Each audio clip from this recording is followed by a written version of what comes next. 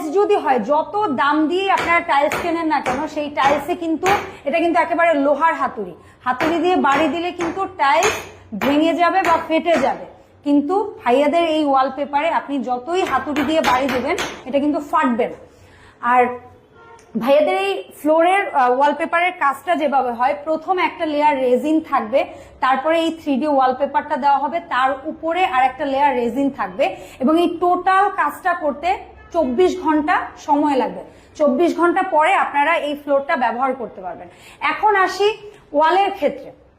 ওয়ালে হচ্ছে যে ওয়ালপেপারটা সেট আপ করা হবে। এখন আপনি বলতে পারেন যে আপু আমরা তো ওয়ালে হাতের স্পর্শ লাগে, বাচ্চারা অনেক সময় খাবার লাগিয়ে ফেলতে পারে বা রং লাগিয়ে ফেলতে পারে বা যে কোনো কিছু করতে পারে, তো সেক্ষেত্রে আমরা কি করব?